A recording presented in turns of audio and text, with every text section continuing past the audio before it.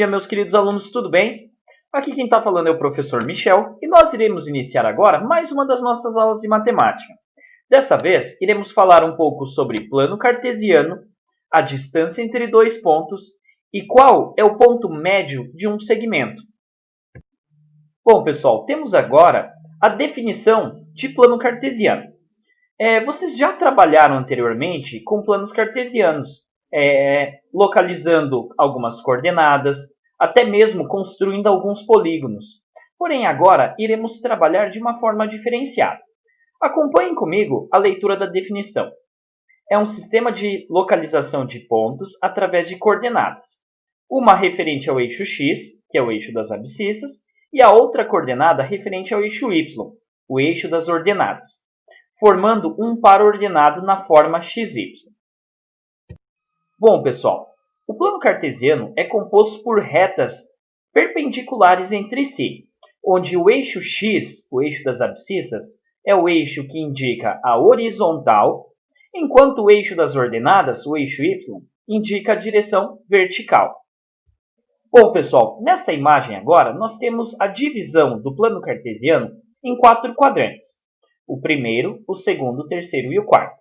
Lembrando que ele é ordenado seguindo o sentido anti-horário. O primeiro quadrante possui coordenadas positivas, então o x e o y são positivos. O segundo quadrante, o x é negativo e o y é positivo. O terceiro quadrante, ambas são negativas, tanto os valores de x como os valores de y. E o quarto quadrante, o x é positivo e o y tem coordenadas negativas. Agora vamos lembrar rapidamente como encontramos algumas coordenadas em um plano cartesiano. Temos o ponto A, formado pelas coordenadas 2 e 3, o ponto B e o ponto C. Começaremos pelo ponto A, de coordenadas 2 para x e 3 para y. Esses dois valores são positivos. Então, esse ponto fica localizado no primeiro quadrante. 2 para x e 3 para y, conseguimos localizar ali o nosso ponto A. Agora, o ponto B, de coordenadas menos 3 para x e 1 para y, está ao nosso lado esquerdo. E o ponto C, ele é composto pelas coordenadas 0 e menos 1. Reparem que, desta vez, o ponto está sobre a reta y, ou seja, sobre o eixo das coordenadas. Só quero lembrar vocês que, quando um dos valores for 0, então o ponto estará sobre a outra reta. Então, por exemplo, se o x for 0, o nosso pontinho possivelmente estará sobre a reta y. Se o y for 0, possivelmente o nosso ponto estará sobre a reta x. Bom, gente, agora iremos falar um pouco sobre a distância entre dois pontos. Sabemos que podemos uni-los de diversas formas diferentes, porém, a distância correta de um ponto ao outro é sempre determinada por uma linha reta. Agora, iremos aprender a calcular esse valor tendo as coordenadas desses dois pontos. Bom, pessoal, verificando a imagem abaixo, nós temos um plano cartesiano, onde nele possuímos dois pontos ligados um ao outro. O ponto P, de coordenadas 3 para x e 4 para y, e o ponto P duas linhas, de coordenadas 3 para x e menos 4 para y. Reparem que, como as coordenadas referentes ao eixo x são as mesmas, as que estão variando, nesse caso, são apenas os valores em y. Notem que a distância do ponto P ao ponto P duas linhas é exatamente a mesma distância do ponto P duas linhas até o ponto P. E ela é indicada por 8 unidades, que vão do menos 4 ao 4. Bom, pessoal, agora temos um plano cartesiano e nele são indicados dois pontos que estão ligados um ao outro. O ponto A, de coordenadas 1 e 1, e o ponto B, de coordenadas 3 e 1.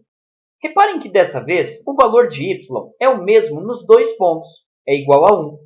Então, iremos calcular a distância de um ponto até o outro apenas observando o eixo x. De 1 para 3, a distância é de 2 unidades. Bom, gente, para calcularmos essas distâncias, até agora está fácil, pois os pontos apresentam ou a mesma coordenada para x ou a mesma coordenada para y. Assim, fica fácil a observação. Porém, agora iremos trabalhar com casos onde os pontos não possuem nenhuma coordenada em comum. Bom, pessoal, agora podemos verificar que nesse plano cartesiano, os pontos A e B não possuem semelhanças em relação às coordenadas e às abscissas. Reparem que, ao compararmos o ponto A com o ponto B, iremos analisar individualmente as distâncias tanto das abscissas como das ordenadas. O ponto A possui abscissa 4, o valor de x igual a 4. E o ponto B possui abscissa igual a 1. A diferença de um para o outro são 3 unidades. Agora, o ponto A possui ordenada 1 e o ponto B possui ordenada 3. A distância de 1 para 3 é igual a 2. Reparem que conseguimos extrair daí 2 segmentos, 2 distâncias. A distância 3, referente às unidades em x, e a distância 2, referente às unidades em y. Reparem que podemos formar um triângulo retângulo com esses valores. 3 seria um dos catetos e 2 o outro cateto, onde a distância de A para B ou B para A representa a hipotenusa. Então, utilizamos o conceito que acabamos de aprender, o conceito sobre o Teorema de Pitágoras.